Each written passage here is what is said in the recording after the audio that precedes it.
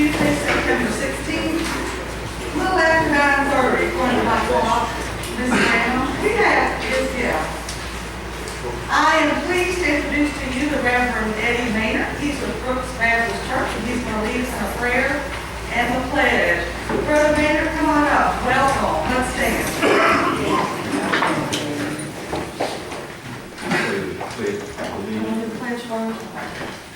I pledge allegiance to the flag of the United States of America and to the republic for which it stands, one nation, under God, indivisible, with liberty and justice for all. Let's pray.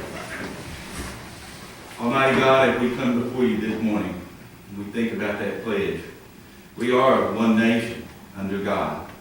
And Father, as such, we acknowledge your sovereignty in the affairs of men. We just pray, God, that you'll just be with Judge Roberts and the members of this court, those who record the proceedings and those who have to deal with the legal aspects. And God, we thank you that indeed we do have freedom.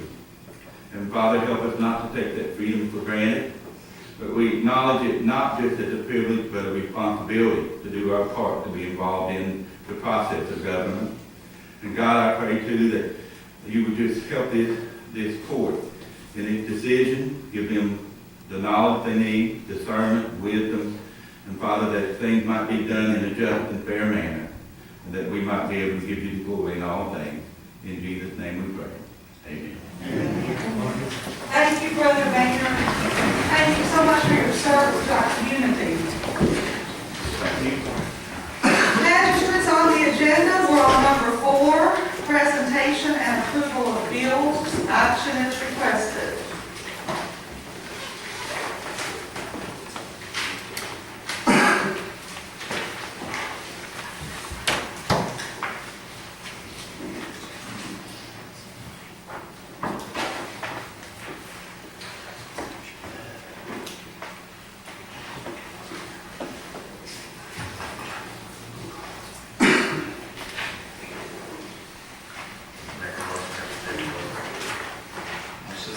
Thank you, Magistrates. We have a motion and a second. Any questions or discussion concerning the bills as presented by the Judge Executive's office? Ms. Brandon, you may call the roll. Ms. Ashcroft? Yes. Mr. Knight? Yes. Mr. Blackwell? Yes. Mr. Bradshaw? Yes. Judge Roberts? Yes. Motion carried. And Ms. Centers, do you want to present the bills from the Treasurer's office? Okay, the treasurer's report ending August the 31st, and then the payroll expenses for 9/4 and 9/8. Let's do the bills first, because that's what we're used to doing. Action requested on the bills as presented by the Treasurer's office. And then we'll do the Treasurer's report after that.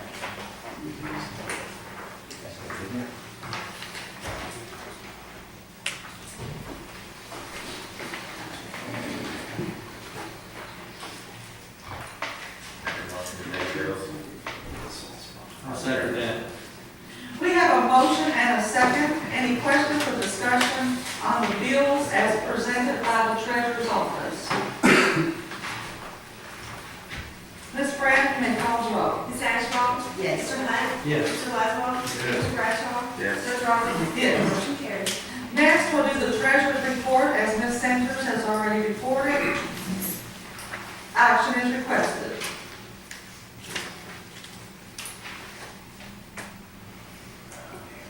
My motion for the treasurer's report.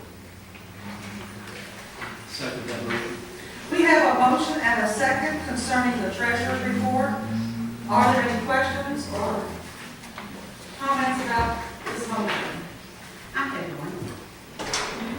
In this financial sheet, cover sheet, it shows that the jail, cash balance is in arrears as well as EMS. But then when we go through another one over here, and I don't even know which one it was, the appropriation condition report, then it doesn't show that.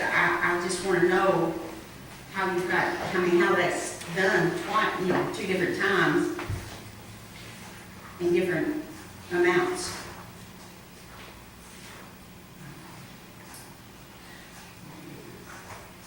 She said she doesn't do, Ken Ann is the one who does these reports. No.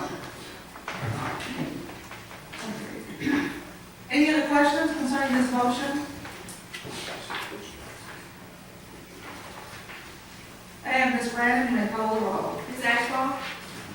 Yes. Mr. Hunt? Yes. Mr. Laszlo? Yes. Mr. Bradshaw? Yes. Mr. Roberts? Yes. Motion carried. Thank you, Paul. Next on our agenda, approval of the minutes from September the 2nd, 2014. Action is requested. I make a motion to accept the minutes as they are. We have a motion and a second. Any questions or discussion concerning the September 2nd, 2014 minutes? Ms. Brandon, you may call the roll. Ms. Ashcraft? Yes. Mr. Hunt? Yes. Mr. Laszlo? Yes. Mr. Bradshaw? Yes. Mr. Roberts? Yes. Motion carried. Thank you, Ms. Brandon. Thank you. Magistrates, now we have Mr. Neil Crawford from QK4. He's going to give us a report concerning the floodplain revisions and recommendations. Good morning, Mr. Crawford. Good morning. Thank you all for having me. I'm here to talk about the floodplain revisions that are coming out to the county. You all have contracted with QK4 in the early spring, and we had looked at the unincorporated areas in Bullitt County, specifically looking at the impacts of the new flood maps, and also looking at the methodology used to create the new flood maps to see what the best course of action for the county was. After overlaying the proposed flood maps with the old flood maps, we clearly figured out the areas that were being added into the floodplain as well as areas that were being removed from the floodplain in the new maps, and came up with property impacts to the flood maps as well as structural modification or structural impacts to the floodplain. In the report, we clearly spelled out that we have approximately 2,000 properties countywide that are being added into the floodplain. Of those, 760 approximately are in the unincorporated portions of Bullitt County, and there are 157 unincorporated properties that are actually being removed from the floodplain. A lot of this is due to areas where there was existing streams all along.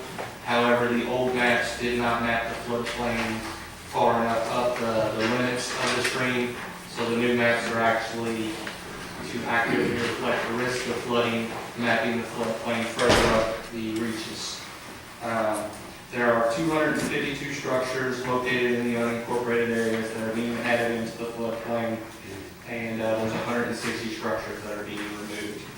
So what that essentially means is there's going to be 2,000 properties countywide that will now be required to either purchase flood insurance, or they will be required to prove through an elevation certificate that they are not in fact in the floodplain. And that would be on an individual level, an individual property owner level, where they could say that the elevation that they are currently at in real life does not match the floodplain elevation of the map. So that was not kind of evaluated individually on an individual basis for each one of those properties. QK4, we looked countywide and tried to look at watersheds as a whole, and looked at the methodology that they used to create those maps, and basically we're taking a more holistic approach. So as of right now, I think October 1st, the maps actually go to public appeal, and then at that point, individual members of the public can look at their own property, see if they're going to be mapped in or not, and then if they disagree with that, they have the ability to appeal based on the individual property level. As far as our findings of our report, we've provided a CD to all the magistrates, the judge, and then Roanne that has maps that will show the limits of the floodplain, as well as it shows the structures and the properties that are being added in. We've also got a detailed list of property addresses with names and the magistrate district and other information that's readily available with the assessors. So that way we can assist the community to determine whether or not you are indeed being added into the floodplain. And then also we've got GIS shape files that we've delivered that can be added into ArcGIS for further mapping, and a KML file which can be readily available to the public, and that can be brought into Google Earth, and you can actually from your computer pull up where you work and see the floodplain changes and zoom into your areas. So our recommendations with the report, we found that the modeling that was used to create the maps was of sound reasoning, and it was per the national standards for the floodplain modeling. And it would be very costly and difficult to appeal, and the benefit of that appeal would be minimal. So we did not recommend appealing the maps on a county-wide level.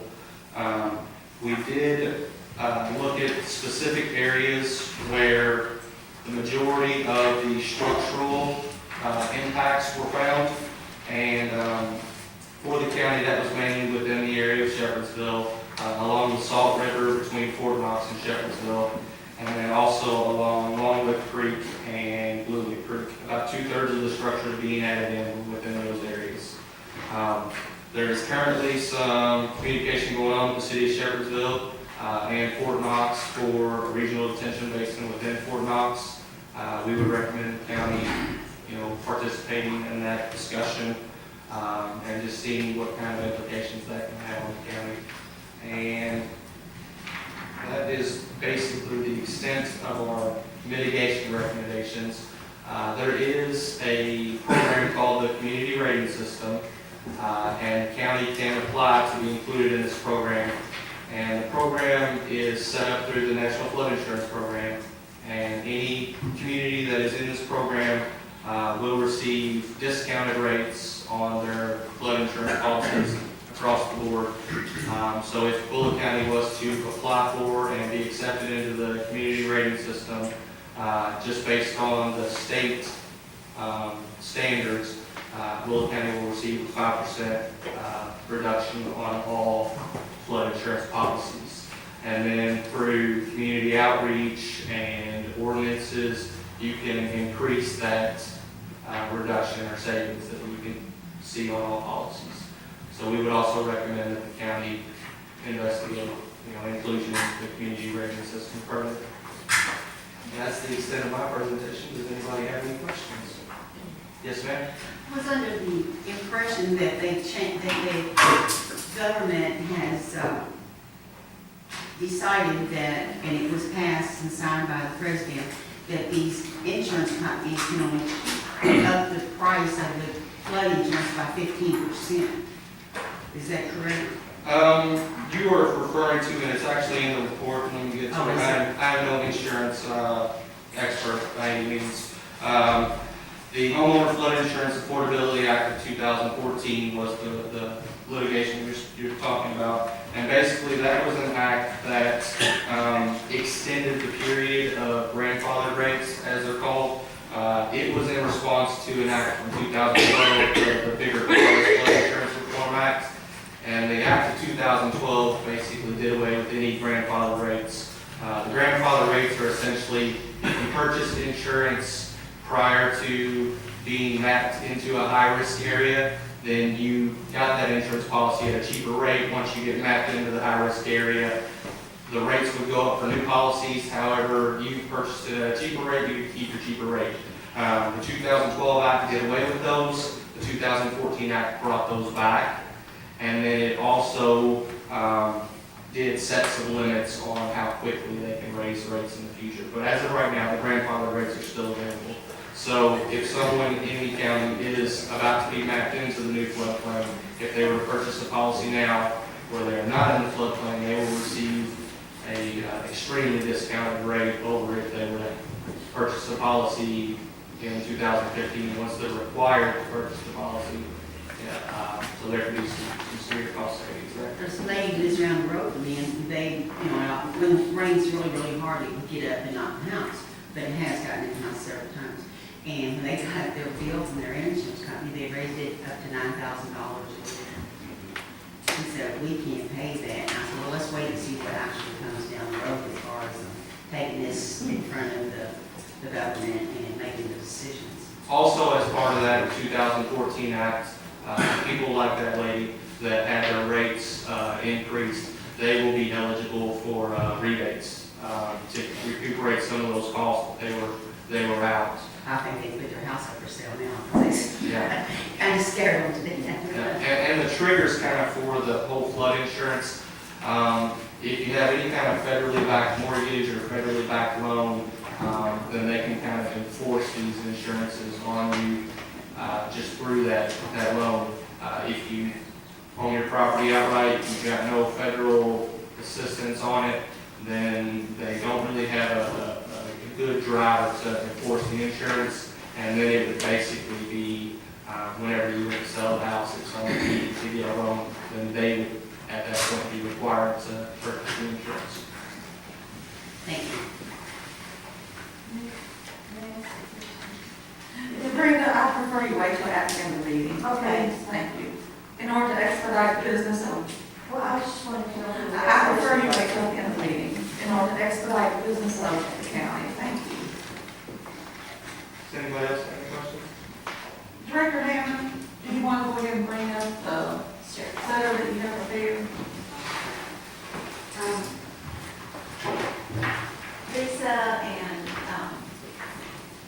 Carrie Johnson from Division of Water and myself, we prepared a letter to mail out to the new, actually to everyone that's in the flood zone right now, all 720-some people.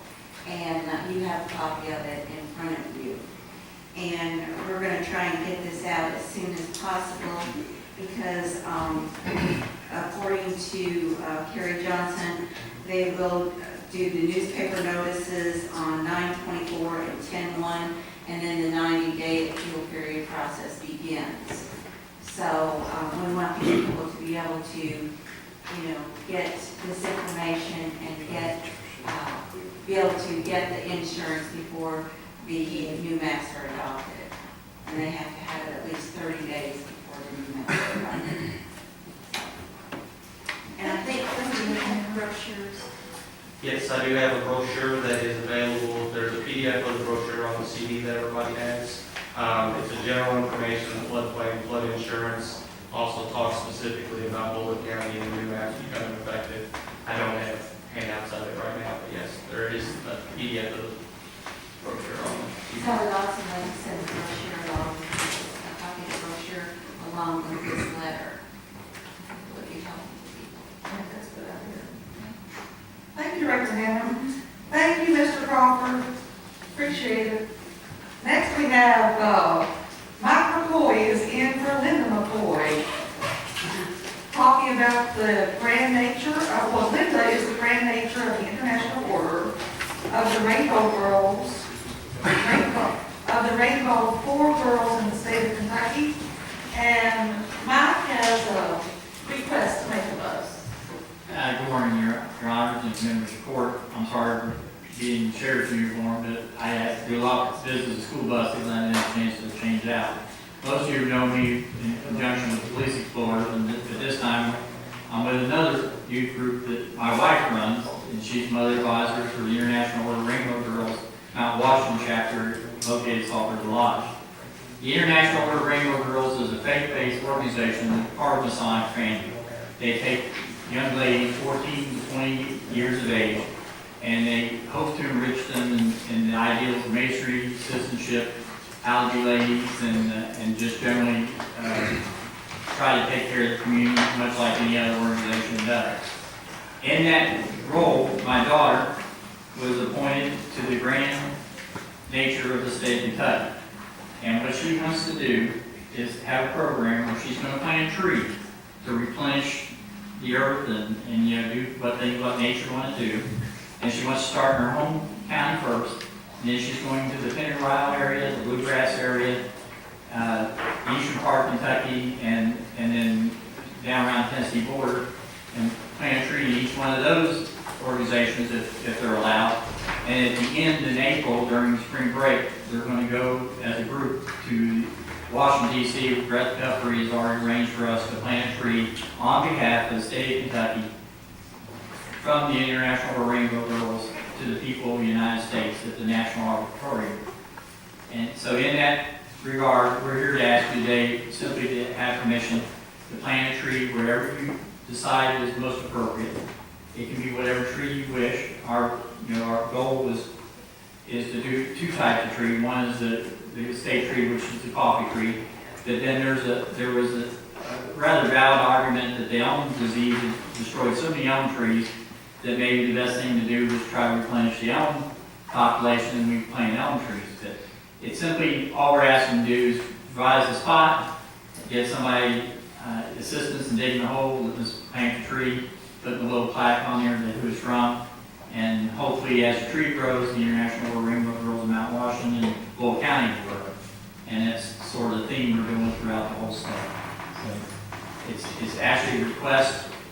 I don't think it has to be done today, but whenever you think it's appropriate, that we would like to have permission to plant the tree wherever the court desires and whatever location you think is most appropriate.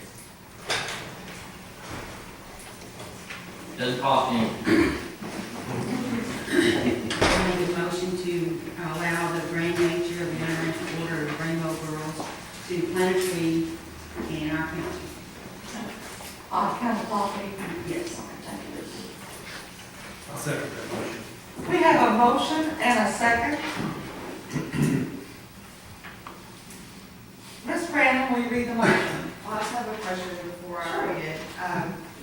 Did you want to specify a tree and a location like we asked? Or are you going to leave that to the county? No, I think we'll leave it up to them. Leave that to the I mean, that's what I'm thinking about. We would like to plant some right here that's appropriate that would give shade and whoever did the benches out there, that really adds a lot of things to it. Maybe we get one closer to the bench so eventually we give shade. It's a lasting monument to the ideals of Rainbow, and I think that we're kind of be proud of these girls as they grow. I think that's probably possible.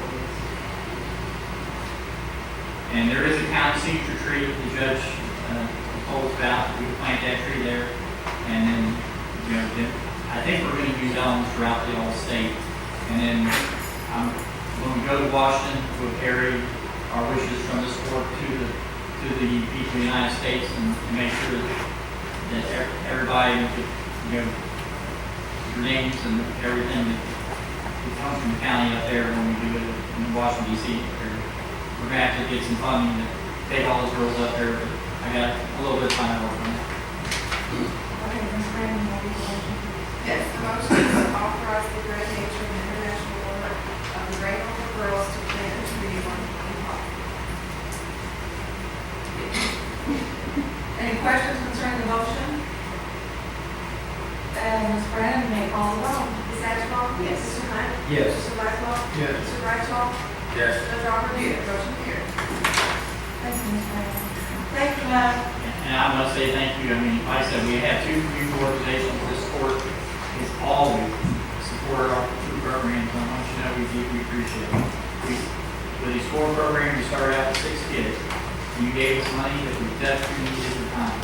We keep on doing it. And now the 6 kids have turned into 50 kids as of Sunday. I have too many kids to train myself. I'm going to have to actually split them up because we have so many kids. The Rainbow Girls, they started out with 3 girls. Now they're up to 15. And although they're located in Salt River, they truly belong to the county. And, this court has always supported the youth of the county. And no matter what the politics are in this area, I want everybody to know in this courtroom, this court has always demonstrated a belief to support youth. And I hope they continue to do that, whatever capacity they come into. And we want you to know we appreciate it. Thank you, Mike. Director Hammond, you're back up again. We have 4 second readings, so I'll let you begin with our press.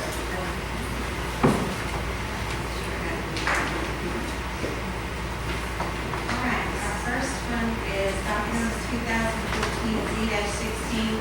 The applicants are Daniel N. and Dana M. Grant. They're asking to rezone their property from R1 residential to agricultural. Planning Commission heard this case on August 14, 2014, and they recommended to send a favorable recommendation to Fiscal Court because the existing zoning classification given to the property is inappropriate, and the requested zoning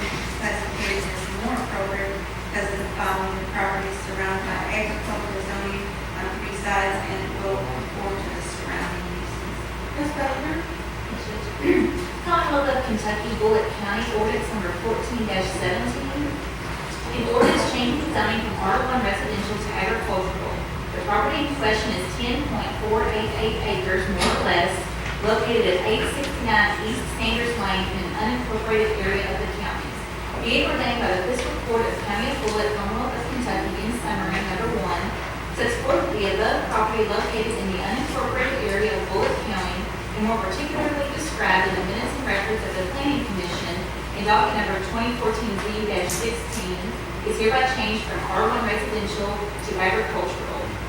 Given first reading at a regular meeting of the Fiscal Court of Bullitt County, Kentucky, on the 2nd day of September 2014, given second reading at a regular meeting of the Bullitt County Fiscal Court on the 16th day of September 2014. Thank you, Ms. Baker. Action is requested. What was the address of that? 869 East Sanders Lane. I'll make a motion to accept this second reading. I'll second it. We have a motion and a second. Any questions or discussion? And Ms. Brandon, can they call the roll? Ms. Ashcraft? Yes. Mr. Hunt? Yes. Mr. Laszlo? Yes. Mr. Bradshaw? Yes. Mr. Roberts? Yes. Motion carried. And Ms. Whitman? The next case is docket number 2014-Z-17. The applicant, Kenneth Brown Sr., is asking to rezone from agricultural to R4 residential. The planning commission heard this case on August 14th, 2014. They recommended a favorable recommendation to fiscal court. This existing zoning classification given to this property is inappropriate, and the requested zoning classification is more appropriate because the property is surrounded by R4 zoning on 2 sides, and it will conform to the surrounding uses. And there was a restriction that no additional mobile homes are to be located on the property. Commonwealth of Kentucky, Bullitt County, ordinance number 14-18. An ordinance changing the zoning from agricultural to R4 residential. The property in question is 5.5 acres, more or less, located at 554 Pitts Point Road in an unincorporated area of the county. Be it ordained by the Fiscal Court of the County of Bullitt, Commonwealth of Kentucky, in summary, number 1, sets forth that the above property located in the unincorporated area of Bullitt County, and more particularly described in the minutes and records of the Planning Commission in docket number 2014-Z-17, is hereby changed from agricultural to R4 residential. Given first reading at a regular meeting of the Fiscal Court of Bullitt County, Kentucky on the 2nd day of September 2014, given second reading at a regular meeting of the Bullitt County Fiscal Court on the 16th day of September 2014. Thank you, Ms. Baker. Action is requested. I make a motion to accept the zoning change on this property. I'll second that motion. We have a motion and a second. Any questions or discussion on the motion? And Ms. Brandon, you may call the roll. Ms. Ashcraft? Yes. Mr. Hunt? Yes. Mr. Laszlo? Yes. Mr. Bradshaw? Yes. Mr. Roberts? Yes. Motion carried. And Director Nell. Okay, the next one is docket number 2014-Z-18. Applicants are Charles H. and Deborah L. Spady. They're asking to rezone a portion of their property from agricultural to R1 residential to agricultural. And the front portion of this property, which is 5.63 acres, is R1, the rear is agricultural. The Planning Commission voted to send a favorable recommendation because this is in accordance with the adopted comprehensive plan, and because the property has dual zoning, by rezoning the R1 portion to agricultural, it will bring it all into compliance. And Ms. Baker. Commonwealth of Kentucky, Bullitt County, ordinance number 14-19. An ordinance changing the zoning from R1 residential to agricultural. The property in question is 5.63 acres, more or less, located at 2760 Highway 44 West in an unincorporated area of the county. Be it ordained by the Fiscal Court of the County of Bullitt, Commonwealth of Kentucky, in summary, number 1, sets forth that the above property located in the unincorporated area of Bullitt County and more particularly described in the minutes and records of the Planning Commission in docket number 2014-Z-18 is hereby changed from R1 residential to agricultural. Given first reading at a regular meeting of the Fiscal Court of Bullitt County on the second day of September 2014. Given second reading at a regular meeting of the Bullitt County Fiscal Court on the 16th day of September 2014. Action is requested. Thank you, Ms. Baker. I make a motion to accept this zoning as approved by the planning and zoning department. I'll second that motion. Thank you, magistrates. We have a motion and a second. Any questions or discussion on the motion? Ms. Brandon, you may call the roll. Ms. Ashball? Yes. Mr. Hunt? Yes. Mr. Laszlo? Yes. Mr. Bradshaw? Yes. Judge Roberts? Yes. Motion carries.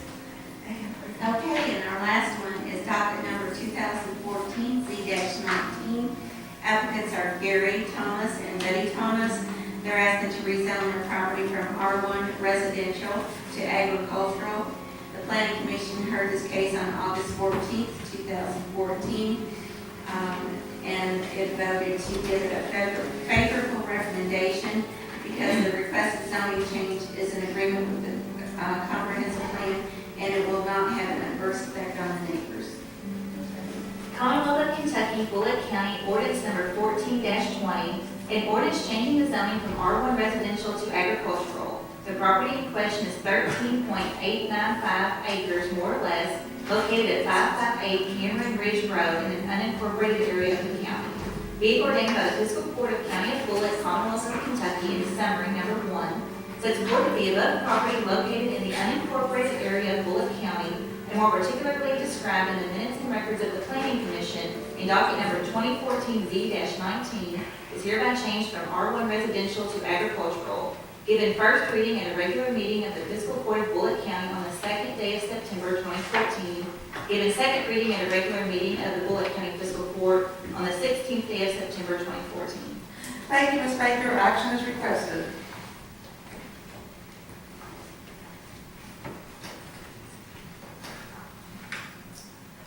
I make a motion to accept the recommendation of the planning and zoning board. I'll second that motion. Thank you, magistrates. We have a motion and a second. Any questions or discussion on the motion?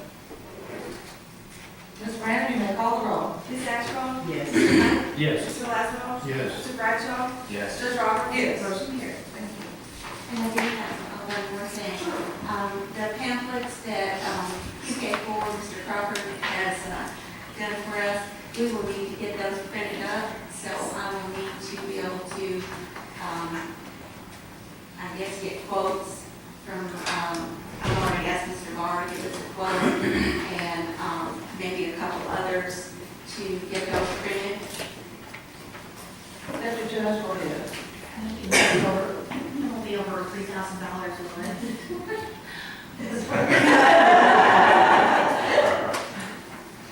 He says no. Okay. Then you can just do that on your, you can do that without the court's permission. Okay. Thank you. So, Roanna, do you have any other questions? Are you good to go? I think I'm good to go on that. As soon as I get the pamphlets done, then I can get the letters sent out. All right. Thank you, Director Hammond. Director Stivers of our road department has one request. Good morning, Director Stivers. Do you have a persimmon tree in your yard? Don't be the start. Everybody's saying it's going to be a bad one, right? So there really is a spoon in the. She just wants some semblance of extra time. That's all I'm hearing, the bad one, the bad one. I'm hearing the same thing. Yes, sir, Director, what can we do for you? I need an action request on bids on the 3/4 ton pickup truck with the snow package, blade package on it. The first one we got was from Conway Heating for F-250 four-wheel drive, 142 wheelbase, inch wheelbase, and the total price was $33,026.30. The next one was from Bob Hook Chevrolet, $34,963.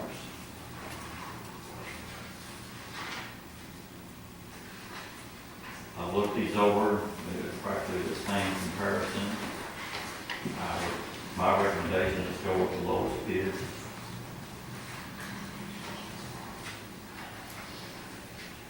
What this snow package is skid plates underneath of it, reinforcement for the snow plow, dual alternator, dual batteries, full alarm system, and heavier suspension in the back for the V-blocks of Does a wheelbase make that much of a difference? It does for that snow block, I mean for that V-block. I'd rather have it with back full color. I know that's the only difference in this one from Conway Heaton. What is that? He threw that in there because he thought we might want to go with that truck, and it's not the dual cab, it's the single cab. So ain't no way I can put all this stuff in it. It don't have the space behind it. See?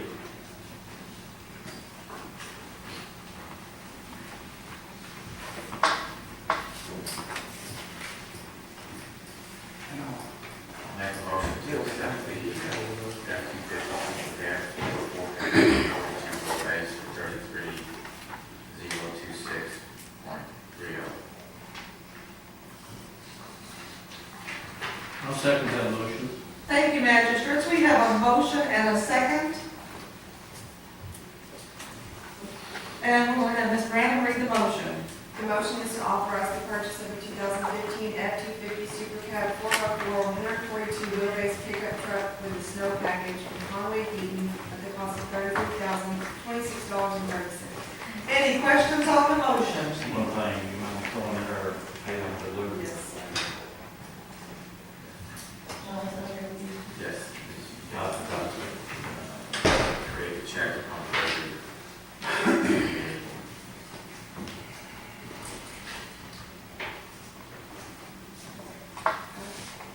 Now read the motion in entirety, Ms. Brandon. The motion is to authorize the purchase of a 2015 F-250 Super Cab 4x4 142 wheelbase pickup truck with a snow package from Conway Heaton at the cost of $33,026.30. The check to be cut upon delivery of said vehicle. Any questions? And Ms. Brandon? Yes, we'll get it. Tell Hyde there has to be a county sign logo on that new truck. Okay, I'll tell him that. He'll love it. Any other questions? And Ms. Brandon will call the roll. Ms. Ashcraft? Yes. Mr. Hunt? Yes. Mr. Laszlo? Yes. Mr. Bradshaw? Yes. Judge Roberts? Yes. Motion carries. Thank you, Ms. Brandon. Thank you, All I Director. have, thank you all, I appreciate it. Any questions for Director Stivers? Pray for no snow. They're talking like more cold than the snow. That's fine. That's what the Farmer's Almanac is supposed to be telling us. I'm gonna cut wood there. Super cold. Director Phillips is saying that he has nothing to report. Do you have any questions for Director Phillips? Moving on, number 4, Director Hatfield. Is he here yet? Is it, he said he would be a little late today, so he is excused. Good morning, Director. Look at that. Director, you're up. Good morning. Director, I got your message that you would be a little late, so you're right on time. I was a little late, running. No, you're right on time. All I have is just permission from the court to go ahead and allow me to advertise for the household hazardous waste event October the 4th at the fairgrounds from 8 to 12. And while you're doing that, go ahead and put in the motion to advertise for the waste tire event on October the 9th, 10th, and 11th, the Buffalo Run, if you would. And that's all I got. There were 2 different dates. Yes, October the 4th and October the 9th, 10th, and 11th for tires. We generally run an ad and Tom pays for one, how we've been doing it over the last few years. I just want to get permission from the court to do that. Where'd you say the tire? 9th, 10th, and 11th off Buffalo Run. Should be right there down at the Shell station is what we're, What was last one? no, we actually had it on the left side. This will be on the right side. Right side. Yeah. Make a motion to authorize advertising household hazardous waste on October the 4th. And tire, Event, waste tire event. waste tire event on October 9th, 10th, and 11th. I'll second. Thank you, magistrates. We have a motion and a second. Any questions or discussion on the motion? I tell you what, let's have Ms. Brandon read that back to us. The motion is to authorize Director Hatfield to advertise for the household hazardous waste event on October 4th and to advertise for the waste tire event for October 9th, 10th, and 11th. Any questions or discussion on the motion? Ms. Brandon, you may call the roll. Ms. Ashcraft? Yes. Mr. Hunt? Yes. Mr. Laszlo? Yes. Mr. Bradshaw? Yes. Judge Roberts? Yes. Motion carries. One thing while we're standing here, we have completed the cane dump. And I've got the state EPA out here, they've given me their blessing. So once I get the final paperwork in, then I can tell you all exactly where we're at. But we dug up another almost 1,200 tons. So, yeah. And the company that we sell our E-strip to has went bankrupt all over the state. They were buying from a lot of solid waste directors, a lot of counties. So I'm in the market of trying to find another one of them. So there may be a time I ask you all, let's quit taking it temporarily, but right now we've got enough room. We've got about 14 pallets over there. Any questions? See y'all later. Thank you all. Thank you, Director. Director Hawkins. No, ma'am. Director Miller, we have two things No. concerning the animal shelter. So, Director Miller, let's take the new hire first. I'd like to hire a Delta Williams for a vacated animal shelter. And start her out at $10 a half an hour. She's been volunteering in the shelter for the last 6-7 years. And she knows operation and she'd be a good one to fill a position in the shelter. I'll make a motion to hire Delcy Williams at $10.50 an hour, since she has been volunteering for the last about 7 years and knows the processes at the animal shelter. Do I hear a second to my motion? I'll second it. Thank you, Magistrate Ashball. We have a motion and a second. Any questions or discussion? And Ms. Brandon, you may call the roll. Ms. Ashcraft? Yes. Mr. Hunt? Yes. Mr. Laszlo? Yes. Mr. Bradshaw? Yes. Judge Roberts? Yes. Motion carries.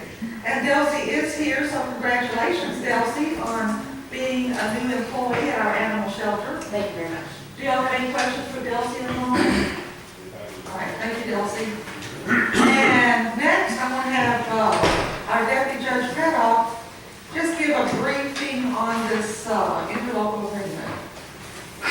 There have been several instances where the city of Philadelphia has contacted our animal shelter either after hours or on weekends to pick up animals. And so Jimmy and the mayor and the judge have gotten together and kind of just created a policy as to what will happen from this point forward. Instead of our employees having to go out and work overtime on the weekends to let the animals in, they will have access to the outside pen, I guess is what you would call it, to put the animals in. They will contact the director to let them know that the animal is there, and the next day, our personnel will go out and take care of the animals. And I think you all have a copy of the agreement on your desk.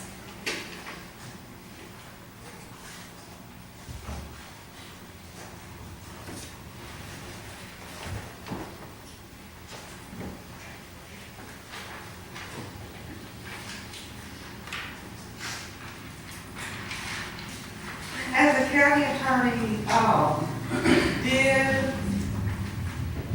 advise that this document B run through fiscal court. It was taken up to county attorney.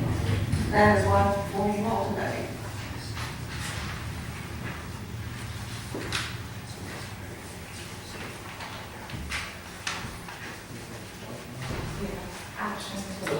Action to accept it.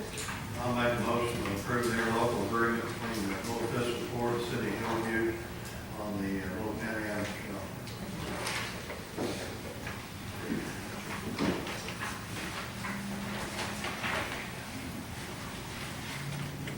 I'll second that motion. We have a motion and a second. I didn't see any fees. Were they supposed to be? No. No, these are supposed to be in there.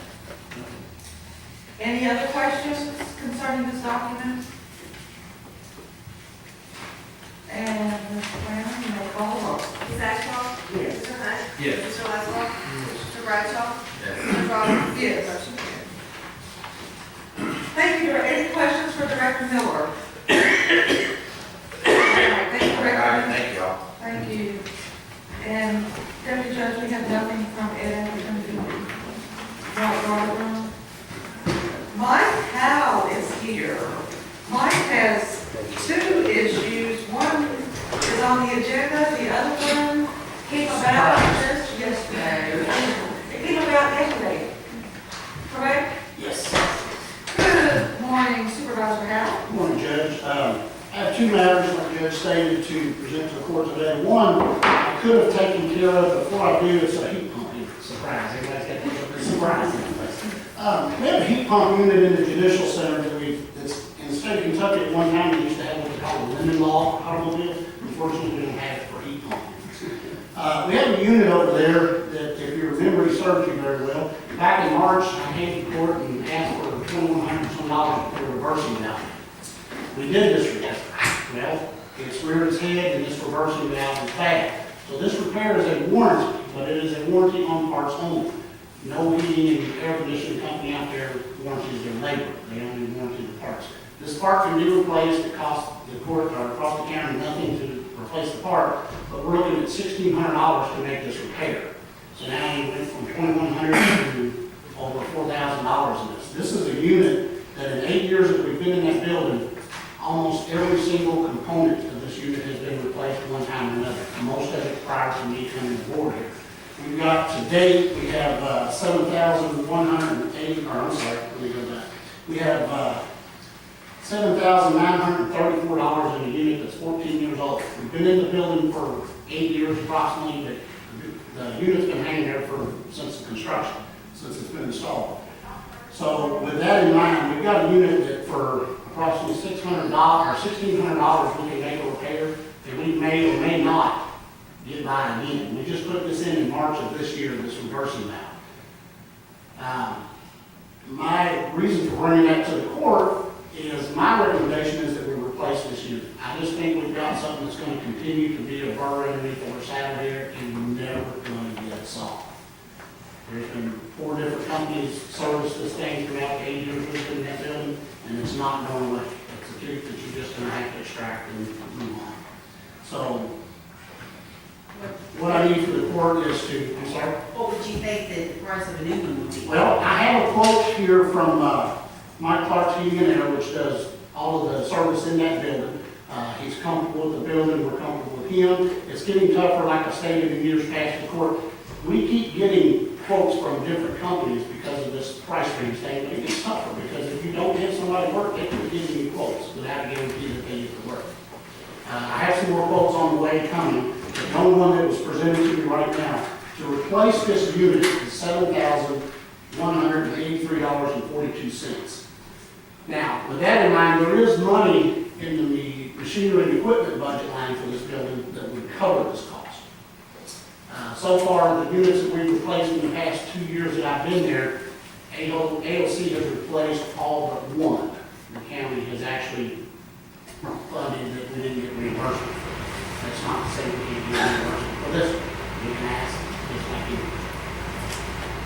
Deputy Judge, the last time we spoke at AOC about funding, were they, I never get a direct answer. You know, submit the paperwork and get the, you know, the answer that he's tight and state, you know, you understand that. So the only thing that I can ever do is request it. They never tell me when I see we're going to call, we're going to hire. have, most of the time though, they have Most of the time they have, reimbursed. yeah. And most of the time they have.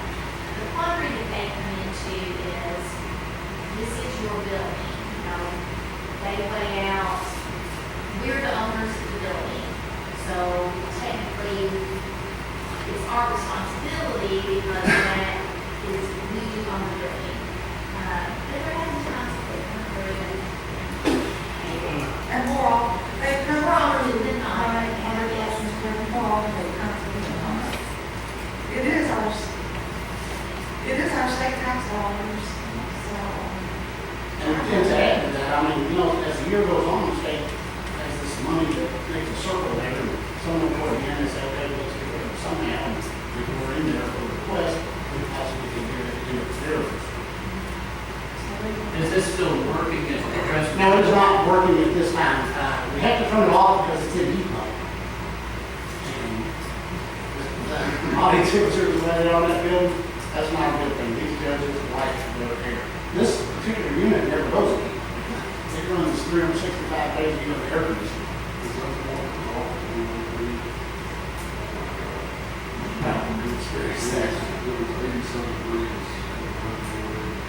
This is on the third floor.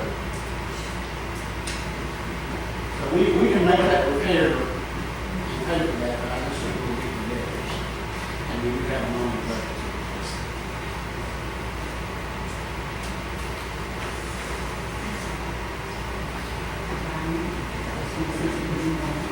I'll make a motion to buy a new, heat pump unit for the, judicial center. I'll second that motion.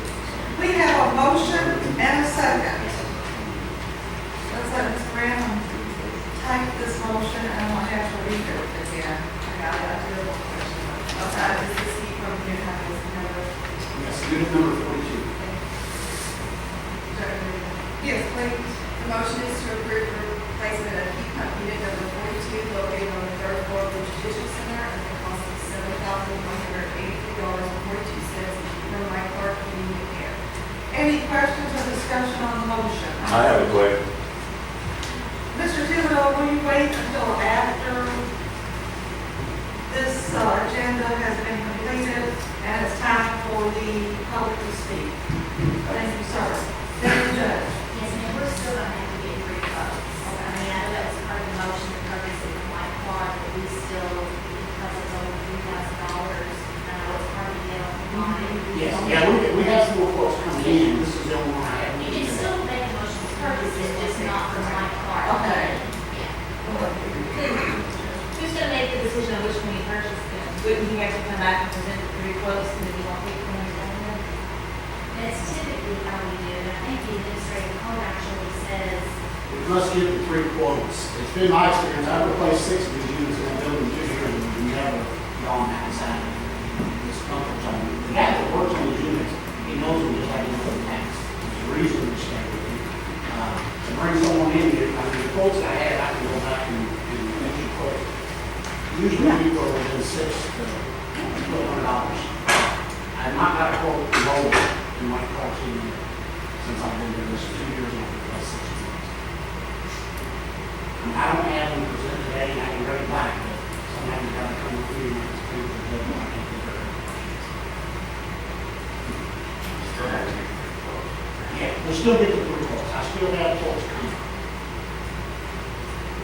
Okay. Any other questions? We're just gonna take that out then and replace the unit. Back. and the administrative code would allow them to choose, three quotes of stuff is going to make your motion. It does, I think it says that if you don't choose the lowest, then you have to have a reason, which the reason would be the fact that, you know, it's a building. So I think you'd be okay going to make the motion, or let someone else Approve which one? Okay.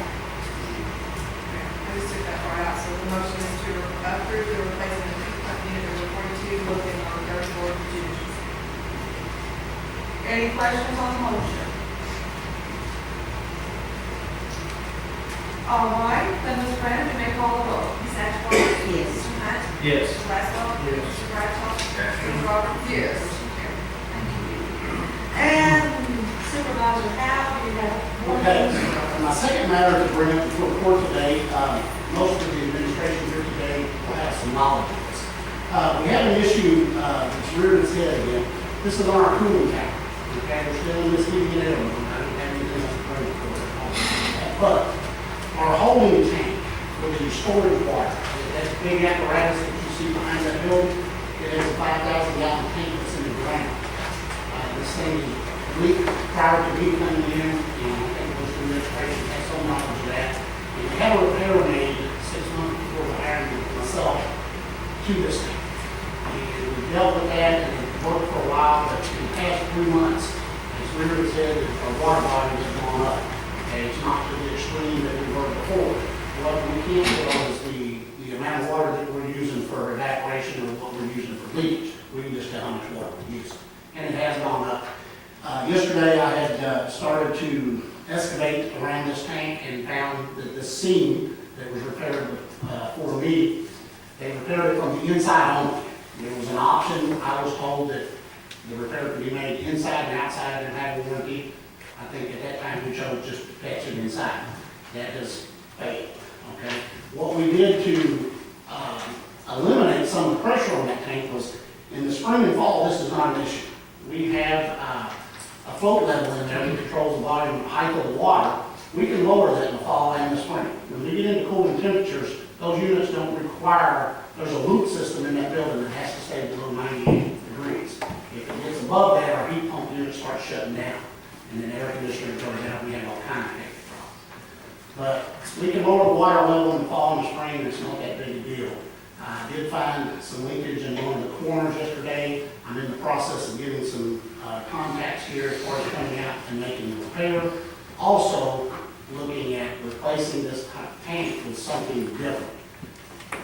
I don't know what was discussed prior to me, but these tanks are like 2 tanks put together, is what we wound up with. Why we got that, I have no idea. It's just not a very good setup, but it worked for quite a years. But it is seeping water, and we do have some leakage. We're getting into cooling temperatures probably, but first of October, I'm looking at lowering the float level anyway. So the water volume issue is not a major concern at this point, the leakage is. So I just wanted the court to know that this thing is reared its head, and we're back with this tank to get some quotes on repair, also replacement. And I'll update you soon as I get. Fair enough? Talking about the water level, 1st of October, down below where it was. Exactly. Yeah, below the scene, we can get by because generally around October, so the temperature is running down in the 80s anyway. And once we get below that scene where those 2 tanks are put together, we can maintain that through the winter. I mean, this normally situations, those tanks won't even run, but we have people that hot blood and leave air conditioning during the winter. So they do run, but they're just not required to cool as much water. But I will update you wherever I come up. Do we need to make a motion to have him just get the prices or no? That's what I want to know.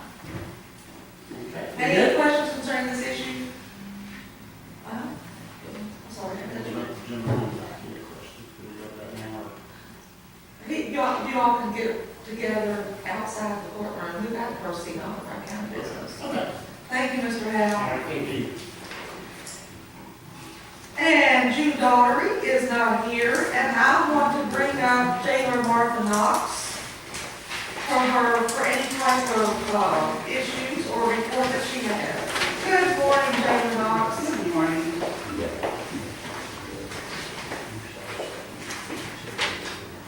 The 30+ the ambulance, so months ago, we got it stripped out, took it 8 minutes, and we got $768.60. for that ambulance surplus.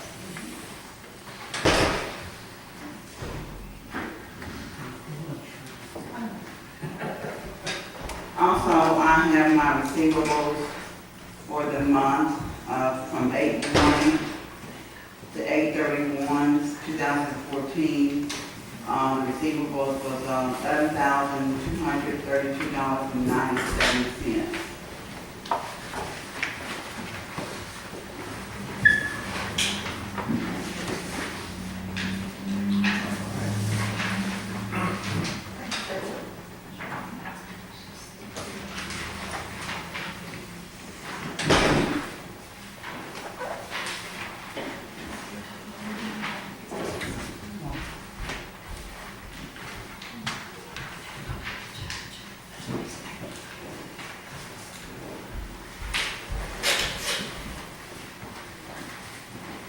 That is all that I have for today. If there's anything else? Thank you. Thank you, Treasurer Marks.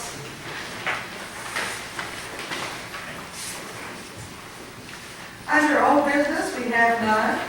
Moving on to new business, number 1, action is requested on resolution number 14-13, a resolution setting tax rates and levying taxes for 2014. Deputy Judge, go right ahead and explain. This is just something you do every year, setting the tax rate, and this has not changed. This is the same tax rate as 2013. But action is requested.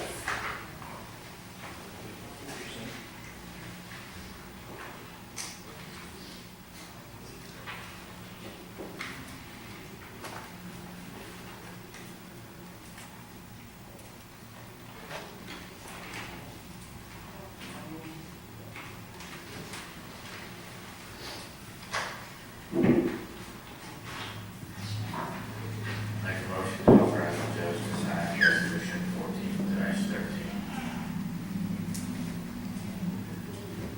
I'll second. Thank you, magistrates. We have a motion and a second.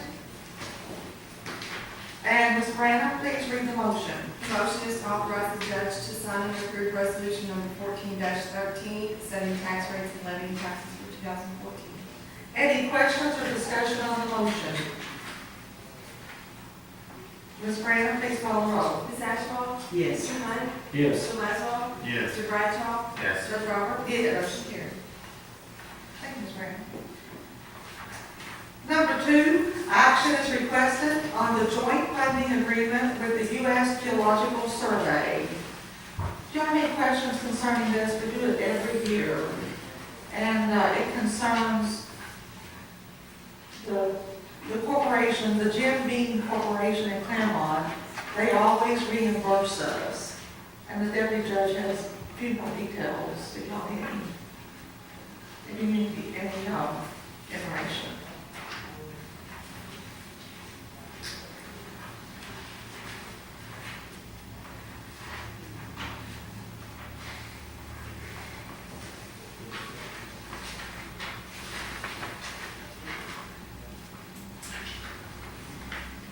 Make a motion to authorize the judge to sign the joint funding agreement with the Geological Survey. Second. We have a motion and a second. Any questions or discussion after Ms. Brandon reads the motion? Clerk, please, Ms. Brandon. The motion is to authorize the judge to sign and enter into the U.S. Geological Survey. Any questions or discussion on the motion? And Ms. Brandon, you may call the roll. Ms. Ashball? Yes. Mr. Hunt? Yes. Mr. Laszlo? Yes. Mr. Bradshaw? Yes. Judge Roberts? Yes. Motion carried. Thank you. Magistrates, number 3, this is just a presentation of the 2014/2015 Shepherdsville and Bullitt County Tourist and Convention Commission budget. Action is not required.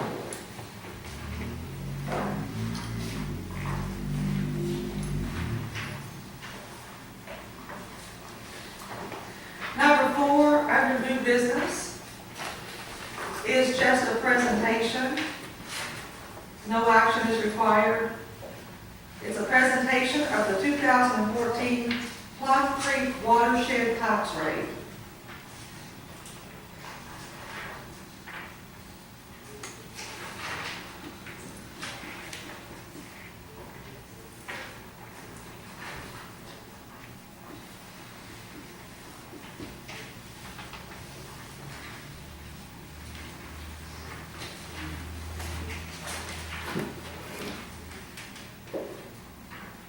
And number 5, no action is requested. It's simply a presentation of the 2014 Bullitt County Extension District tax rate.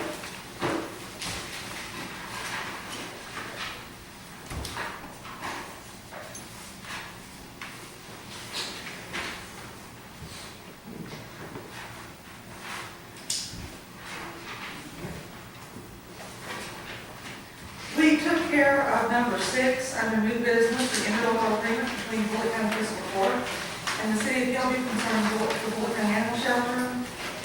And now I will ask for the signing sheet. Chief Deputy, would you hand me that signing sheet?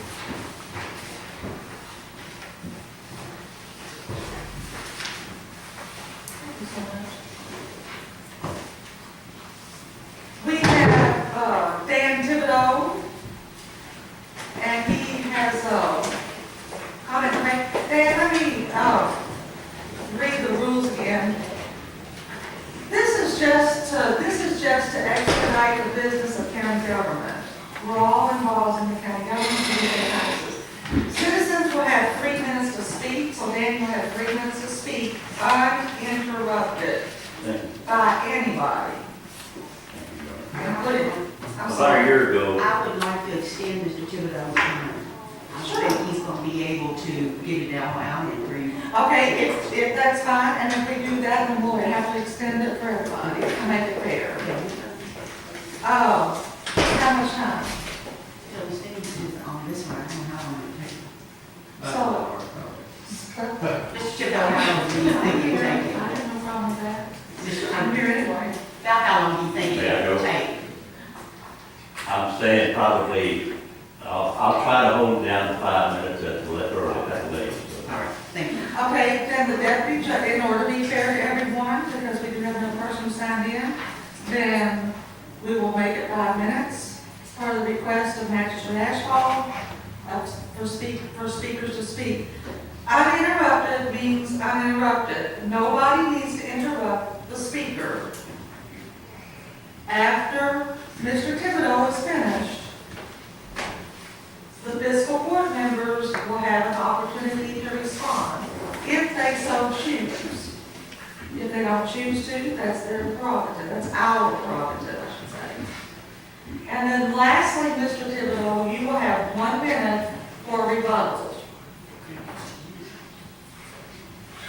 You may proceed. Thank you.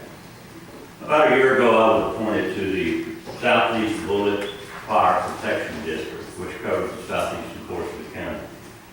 The court and the judge appointed me for that. One of the things I did on my appointment date was I took an oath to protect taxpayers' properties, monies, and make sure that they had fire protection provided to them.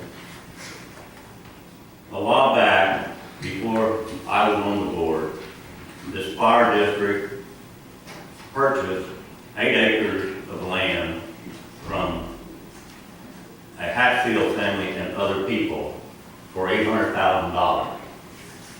Then they built a new firehouse on that same property, and the total is somewhere between $1 and $2 million for the project. They have a firehouse, less than a mile away, that they're paying $1 a year, I believe, for 99 years in the lease. They still have that lease ongoing. Sometimes those things are necessary.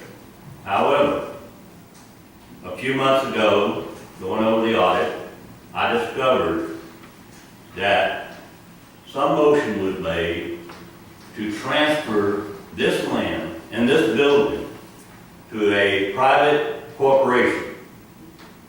It's my understanding that taxpayer assets and money cannot be given away. this has taken place. Having discovered this, I talked to them at a meeting and asked how they could possibly do that legally. I was told because the contract said so. The contract does not say so. The court has a copy, I have a copy, and I'm sure there's copies on file somewhere. It says they will get the revenue after expenses. Building a firehouse, buying land was an expense to the district. Therefore, it belongs to the districts and the taxpayers. I pointed this out to them. Then he said, the auditor told us to do it. The auditor has no power to tell a person or a corporation to transfer tax property and money to a private corporation. In my opinion, this is an illegal act which needs to be taken care of. This past Monday at a meeting, I asked the board for the 2 years minutes from the previous 2 years so that I could discover how this discussion came about, who made the motion, who seconded it, and who voted for it, because it's illegal. They cannot do that. I was told at that point, or asked rather, why I wanted this information. I informed them because I am entertaining a lawsuit against the board for malfeasance office as well as illegal transfer of property and land. At that point, I was issued a veiled threat in the form of the last 5 people that sued us are dead. Don't know what he meant by it, but I took it like I'm being threatened, okay? So if anything happens to me, you may want to look into that situation. This court cannot be blamed for what has transpired. But now that they are informed, if they do not take action, they can be blamed for that.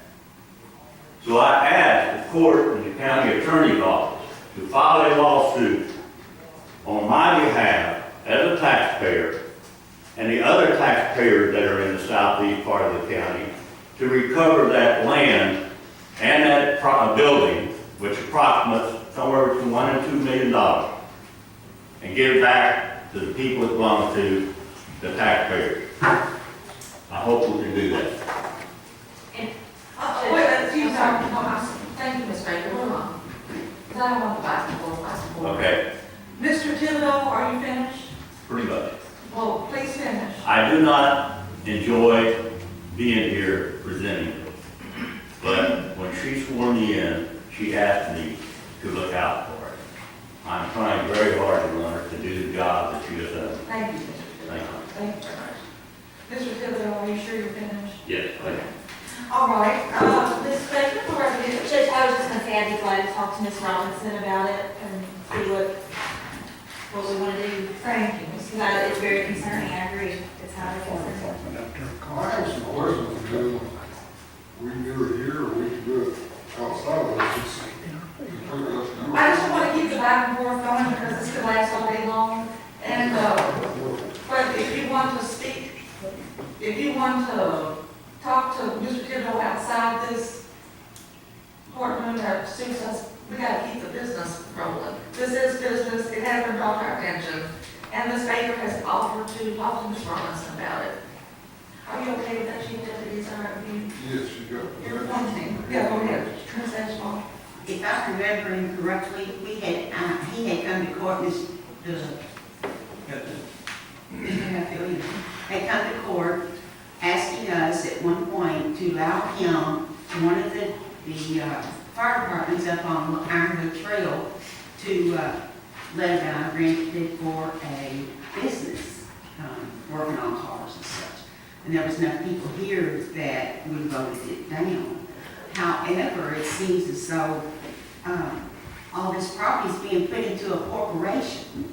I mean, even that building and that's, like you said, half mile up the road there. I mean, if that's his way of getting the county people tax money, is by putting all this information, all these fire departments that he's walked off from, and corporations, so that they're going to be kept, there has to be some kind of a that cannot possibly be right. I know there's a 99-year supposedly contract. I don't know who in the world would have done that, but nevertheless it is.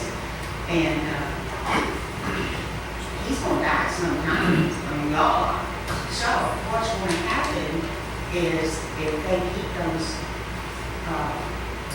firehouses in that district and let those people, the board, continue to do this, at some point, the county's going to get paid for property as well.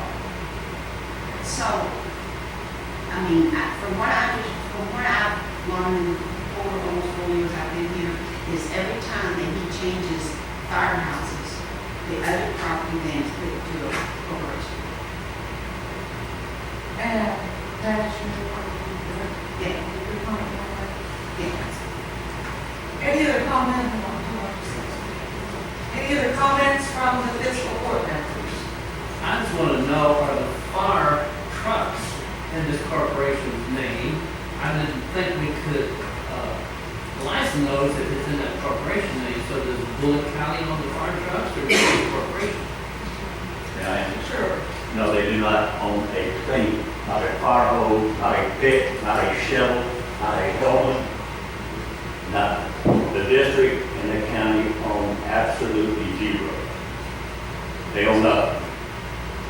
He can tell you about the licensing of the truck. I'm not into that, but I don't understand how they can even go around and get a government plate if they're not part of the county. It would take, and it should take, I will come back if you wish. I will explain this whole thing with the two different organizations. The district is a taxing entity. We are allowed to tax the landowners to cover them with fire protection. The corporation is a separate thing of which Mr. Hatfield and several other board members on that corporation have taken control of the district. And that's why the district can't function. They are in charge. He will draw his $1 million retirement from the corporation, not from the district or anything. They are looking out for the corporation. They are funneling all the money to the corporation. They have a contract, as you mentioned, ma'am, a new one that drew up the week before she put me on board. That gives them every dollar of revenue that comes in less expensive. I have proof and sheets to show that it costs $350,000 to take care of the south end of fire protection. He collects over $800,000 now, with $500,000 in some corporate, private corporation account. It used to be $1.3 million. It's a confusing situation because you see a fire truck go down the road, you're tickled to death before a mile patrol will find one to your house. This is a private corporation. They do nothing but offer fire protection. But because the board is so loaded with people from that corporation, the district can't function as a district should according to law. Let's just get away from all that for a minute and make sure we get the illegal thing that we do know how to be taken care of. Let's get that fire department and that land back into the hands of the district and the taxpayers. And these other things that you have questions about, I'll be more than glad to get you outside because the judge said she doesn't want you to take all day. And it will probably take that to explain it to you. It's very confusing. And it's also bewildering. The board needs to be changed, Your Honor. You have a member on there now whose term is eliminated and nobody has brought the new member's name up. And he is still serving. He is one of the original people on there. He is one of the people that backs this thing of transferring the land, taxpayers' money and land to a corporation, a private corporation. You need to make some changes and need to make it. Now, I know that I may end up having a problem, my home, my car, myself. I'm going to sacrifice that because it's wrong. What's going on is totally wrong in this county, and it needs to be taken care of. Thank you, Mr. Thibodeau. No more questions. Thank you for your time. I mean, we've dealt with this for 8 years, so. Not very well. Not very well. I mean, this guy needs to be. I'll make a motion to adjourn, and if y'all want to adjourn, we can keep this going all day long. It's up to you all. Motion to adjourn, is there a second?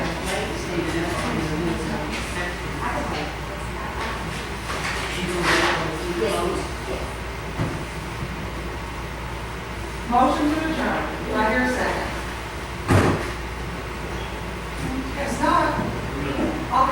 No second, so let's continue. Let's have Miss Ashfall, since she had a question. Proceed, Miss Ashfall. I would like to know from Mr. Thibodeau. Mr. Thibodeau, If he knows exactly when this corporation was made. I'm sorry, When was this corporation made? it's really hard to say. I'm going to say it was created at Pine Creek Fire and Rescue, never has been legally changed to Southeast Bullet Fire and Rescue, calls herself Southeast Bullet Volunteer Fire Department, never been sanctioned by the court as a volunteer fire department, to my knowledge. Okay? But the record should speak as to when it was formed, and how it was formed. I was just wondering why, the guy that you have returned these corporations paperwork into, why they would approve something like that. But if they put it in Pine Creek or something, then I guess they didn't figure it was going to be a situation to open the door for someone to pay a lot of money. Believe me, man, it's costing the taxpayers a lot of money. And they've got nothing to show for it. Miss Ashfall, you want to continue? No. Are you sure? Mr. Wright, go right ahead. I just want to know, who appointed him or who voted him in as fire chief or fireman? I imagine the corporation did. The corporation did. I imagine they did. They had it on board, but you would have to know all the statutes of the state of Kentucky for a fire district to understand all this. It's really complicated, but it boils down to he is the chairman of the district I'm on. Other members of the corporation are on that district, therefore they control the vote. I had tried to get them to lower the tax rate for everybody this coming year because their costs are not what they say it is. They voted me down. Everything I tried to do, they voted me down. And they have the majority. That's why I say you're going to have to make some changes on that board if you want this county to run right as far as fire goes. You own nothing. You taxpayers own absolutely nothing. That corporation owns every single stitch of material or anything that's out there. Now, having said that, let me say this. Those firemen are wonderful people. They take good care of our property and our lives. I appreciate them. I worship them. They're not being paid enough. They're not getting benefits enough. But this corporation that I'm referring to can write the fire chief's wife a $15,000 Christmas bonus check out of our tax money that they take for protecting us. Now you think about that one. And she doesn't work for us either. Go ahead, Fiscal Court members. And don't forget, we do have a taxpayer who's waiting to ask a question. Okay. Question there, could we get some cooperation from the Frankfurt on this at all? Like I said, I think we had looked at this previously when this all came up, like Ms. Ashwell talked about when Mr. Hadley came here before. We looked at it then. It's been so long. And I'm glad to get with Monica and we can talk about what we can do, maybe make a report back if you'd like. I can't say off the top of my head what really we should do at this point. Okay. Sorry to keep you waiting. I'm finished. Well, perhaps the other magistrates have questions. And Ms. Everton, go right ahead. Your Honor, ladies and gentlemen of the court. I just have one question I think that's resounding out here is to identify this corporation. And we've heard it called it and the corporation. And I think people just that are sitting there wondering, what is this, who is this corporation? What's the name of it? If Mr. Thibodeau could disclose that, I don't know. Mr. Thibodeau, you're being asked another question. Would you please approach the podium so everyone can hear what's going on? Yes, ma'am. Thank you, Mr. Thibodeau, for your cooperation. I did not quite understand. Mr. Thibodeau, I think a general question in the audience today is, could you identify the name of this corporation so that we will know who that is? The corporation I did identify, it is now known as the Southeast Bullet Fire and Rescue Corporation Incorporated, nonprofit registered in Frankfort, Kentucky. Thank you. I will continue to entertain questions, discussion. until I hear a motion from this fiscal court to adjourn. I'll make a motion to, adjourn. I'll second that motion. We have a motion and a second. Any questions or discussion? And Ms. Brandon, you may call the roll. Ms. Ashcraft? Yes. Mr. Hunt? Yes. Mr. Laszlo? Yes. Mr.